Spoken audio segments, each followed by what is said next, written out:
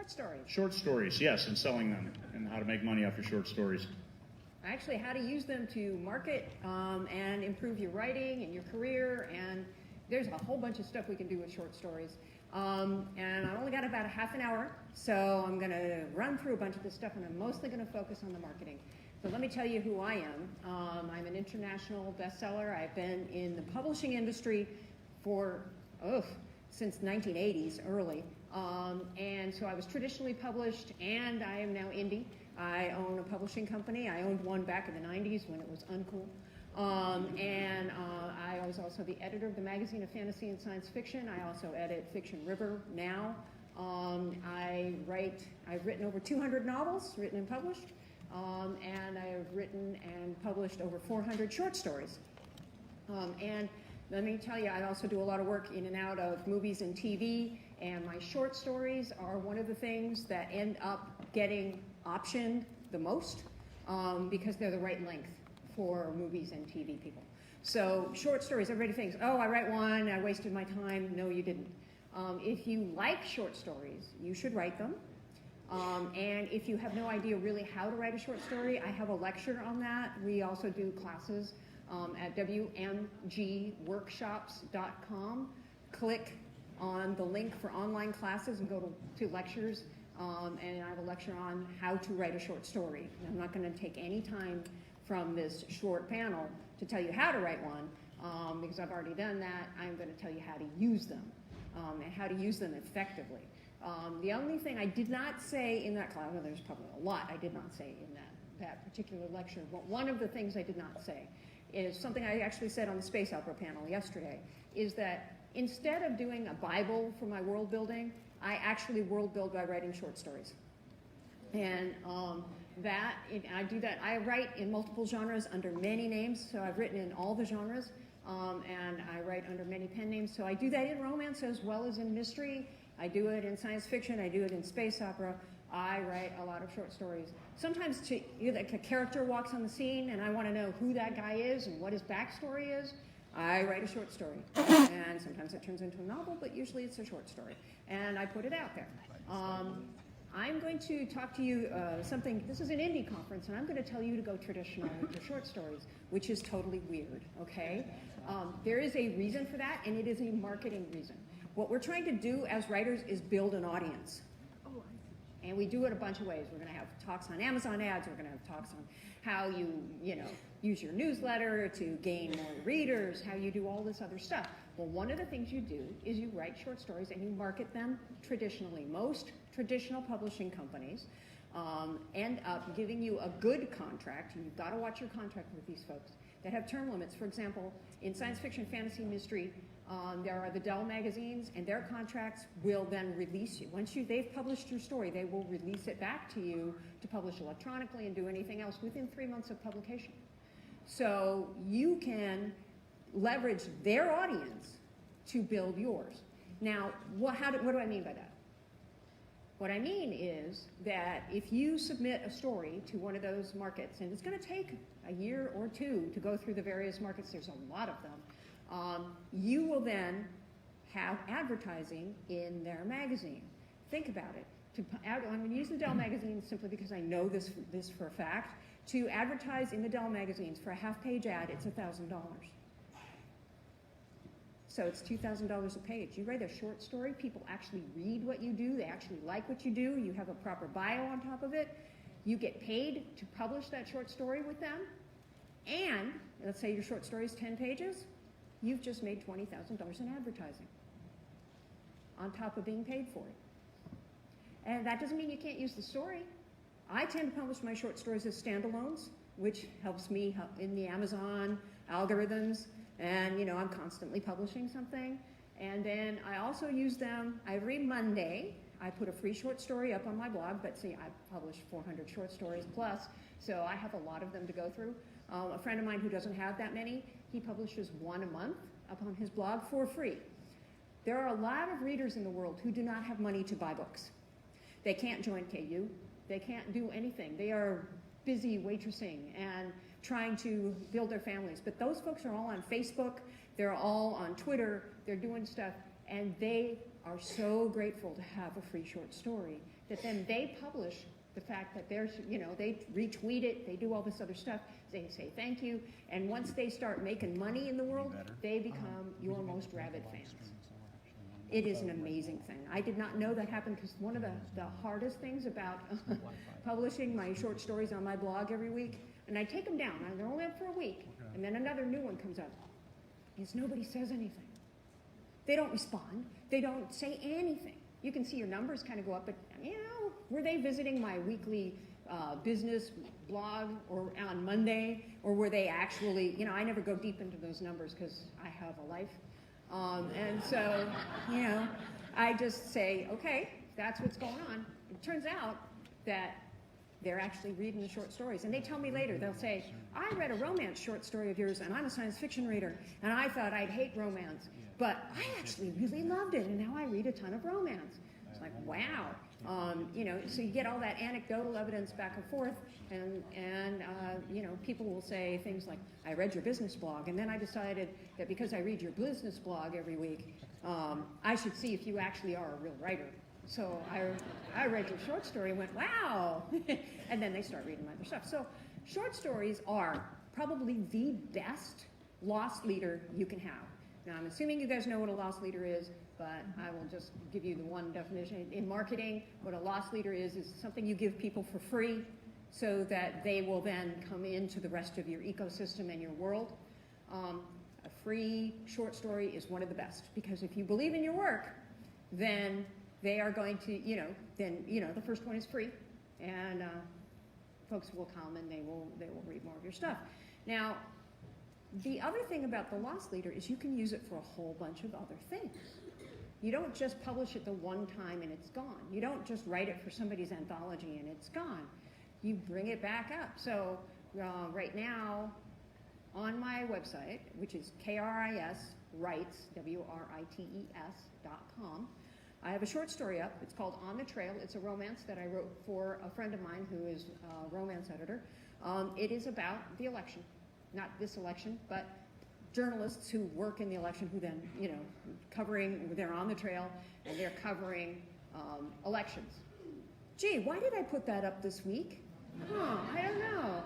I have a story that my fans have requested that I put up every Thanksgiving. I'm like the only writer on the planet who has written a Thanksgiving story. It's called Pudgy Gate. I put it up every Thanksgiving because my readers absolutely love that story. And the weird thing about the free short story every Monday is if people like it, they buy it.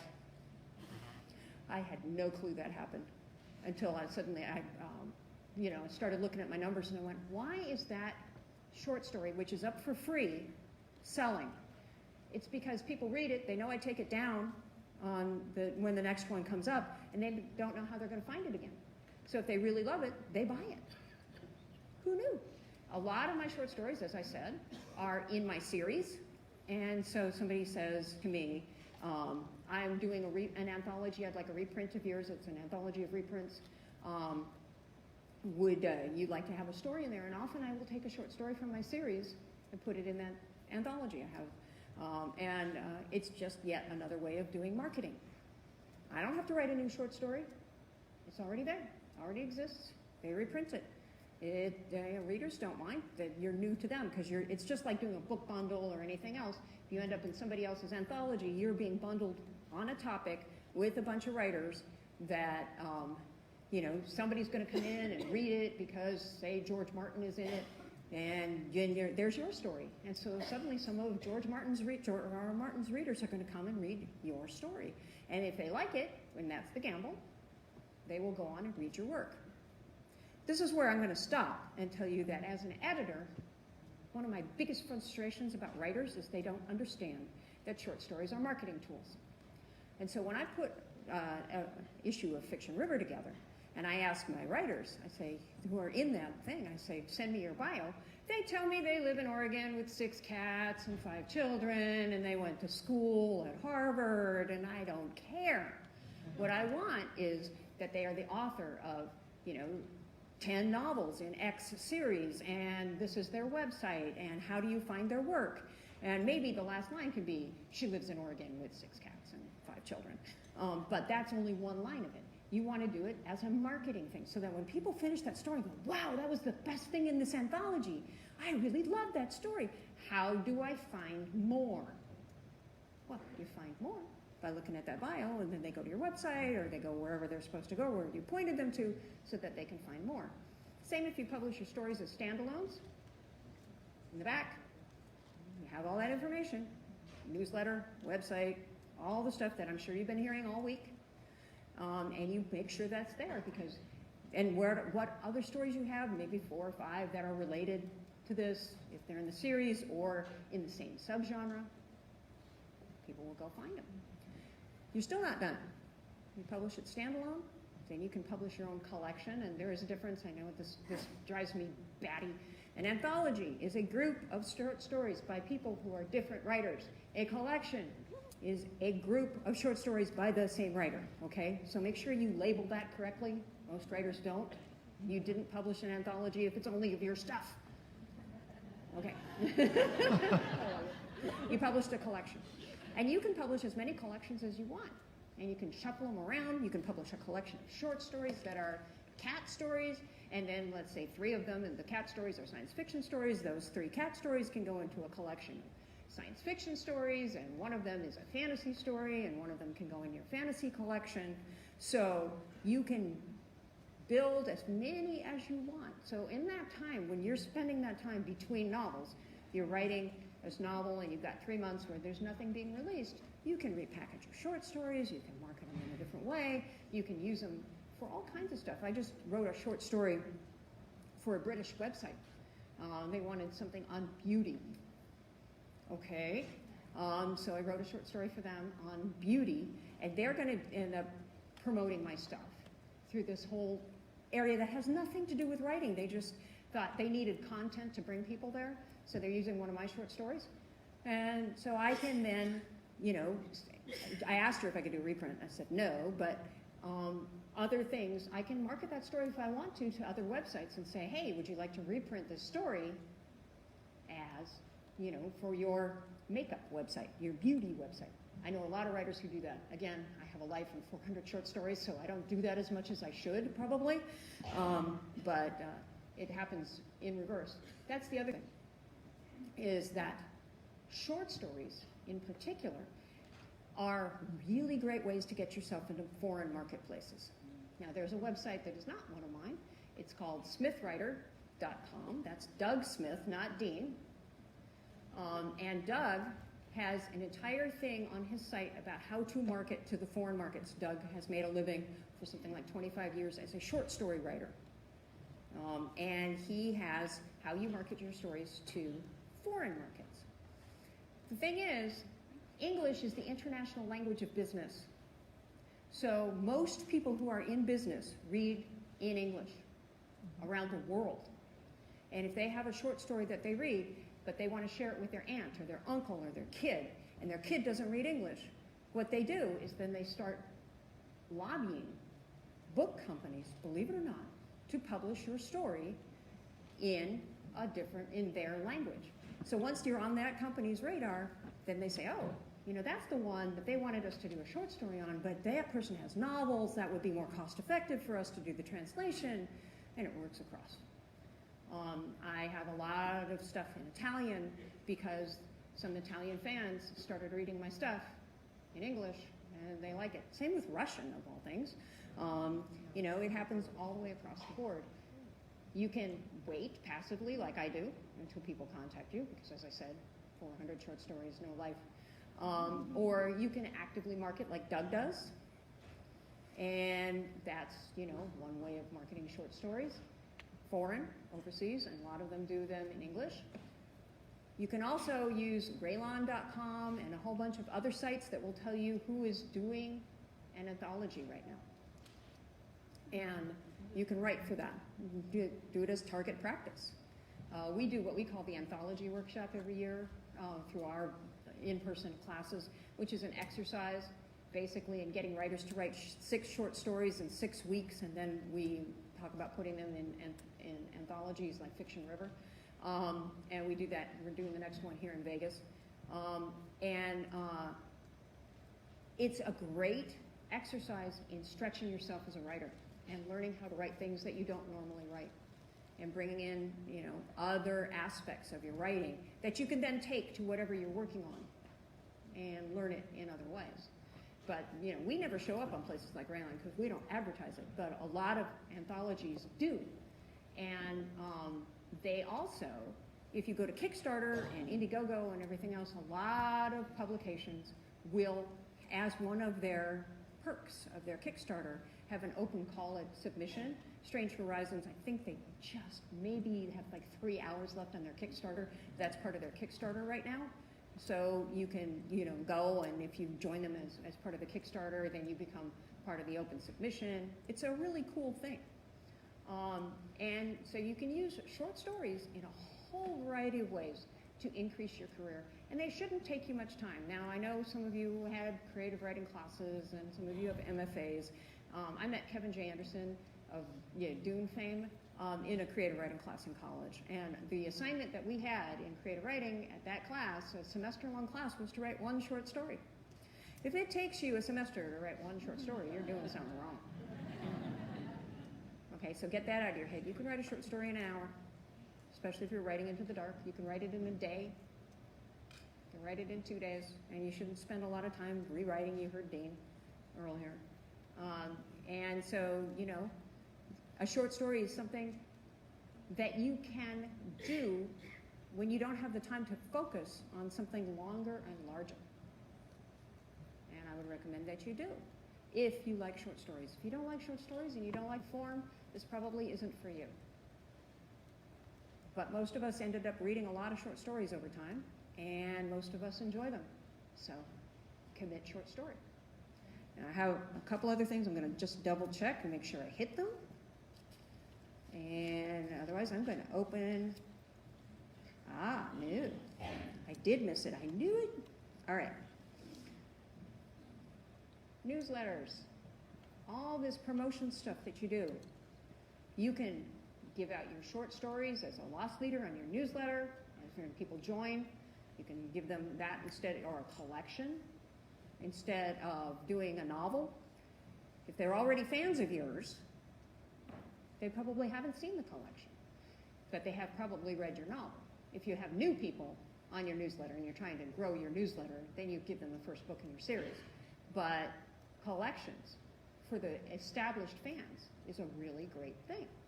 You can use your short story. I cycle mine through my newsletters. Sometimes I just willy-nilly will give people in my newsletter a free short story because, hey, it's holiday time and they should have a free short story. Or, whatever, and people get really happy. Readers get really happy about that, and then they move into the other part of your ecosystem. Same with Patreon. I know a lot of writers who will write a free short story every month for their Patreon people. I can't do that because of my own real writing quirks. I don't like to have people inside my work, so I don't want to know that people are expecting that. But I think it's a great method of really working with your Patreon people, especially if they're coming to you because you write in a series. Then you can give them a part of the series that nobody else sees for 6 months or something else, but it's not a whole novel. It's a short story. You can also use, if you are KU exclusive, that's where you're going to run into some issues, because if you're using short stories to grow your audience and you publish in one of the Dell magazines or you publish in, some blog in England, they may not be able to access without joining KU. They may not be able to access your stuff. So if you want to go wider, you can do things like Lindsay Broker does, which I think is totally cool. She publishes her books that are KU exclusive. She publishes them first for her Patreon people. So if they, her fans want her books first and they don't want to be in KU, they can go to her Patreon. You can do that kind of stuff too, with all of your short stories and everything else. You may even want to make some of your short stories in your series exclusive to only your Patreon people. The world is your oyster with this stuff, and it really opens up more marketing opportunities than you can ever contemplate.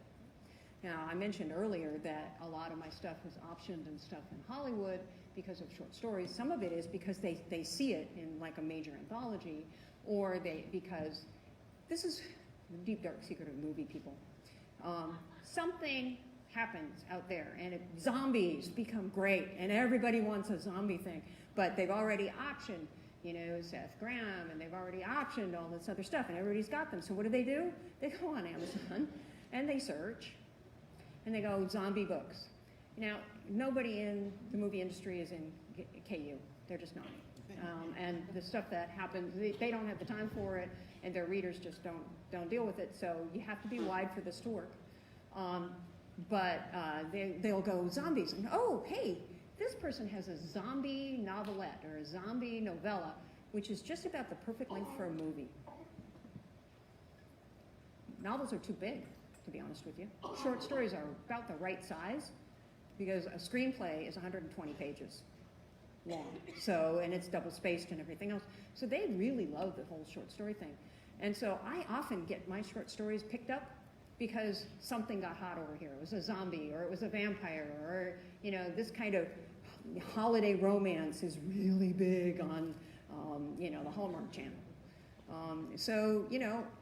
I cannot tell you how much sideways money I have made on short stories that I thought I had stopped paying attention to long ago.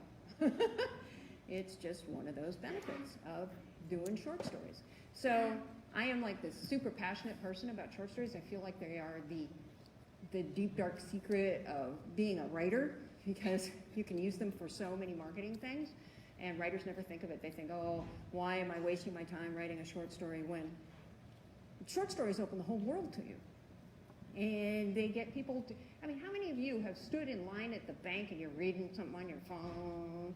Short stories are perfect length, especially if you look at the Amazon things. It says a 10-minute read, and you think, oh, I'm going to be in this line for at least 10 minutes. All right, I'm going to read this short story while I'm standing here. Boom, and if they like it, they go off and they buy other things. Question up front, which I should probably, since I've got about 8 minutes left, open the questions. So if people want to get, if they have any questions. Question was, how many words? Science Fiction Writers of America have a really strange and stringent rule about word length for short stories, which is 0 to something like 7,500 words is a short story. 7,599 to 15,000 is a novella or novelette, and over 15,000 to 40,000 is a novella, which is, okay, there. My mind is full of arcane things. Now people are publishing 25,000 to 55,000 words as novels. Fine. So it's just however you want to count it.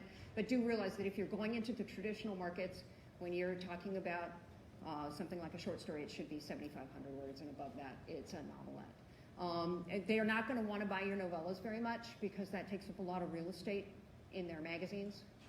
But if the bigger the name you are, the more they're going to want to publish your novellas, because, hello, it takes a lot of real estate in their magazines. They want to, if they're going to give it to Stephen King, they're going to give him a lot rather than a short, which, by the way, is under 1,500 words. You had a question.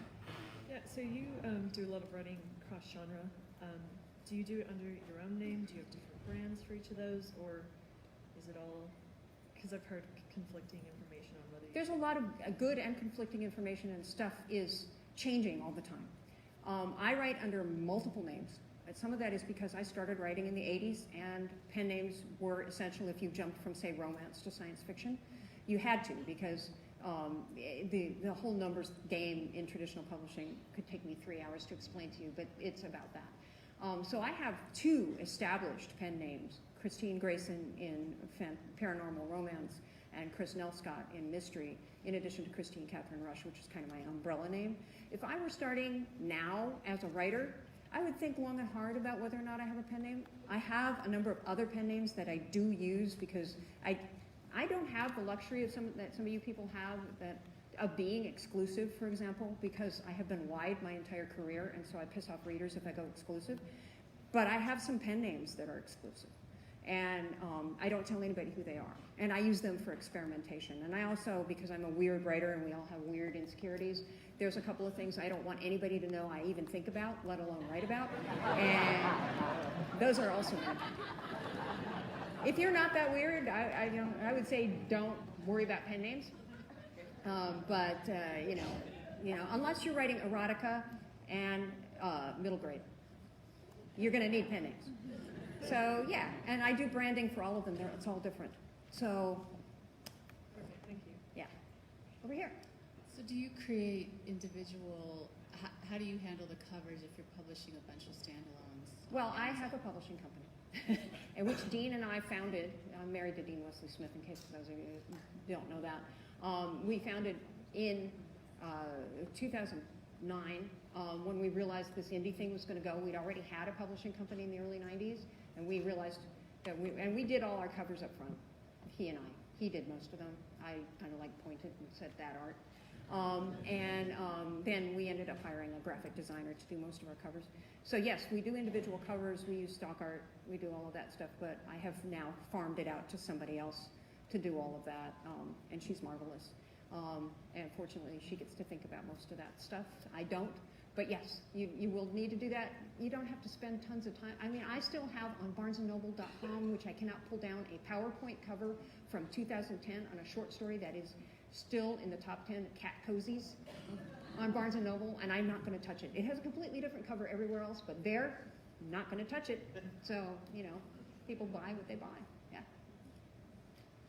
Christine, my favorite short story of all time is the incident at Owl Creek Bridge. Oh, I love that short I story. wanted to ask you, you know, yours, and tell you when I was young, you know, literary dilettante, we were told that should be, you know, the Purloined Letter or the Jumping Frog of Calaveras County.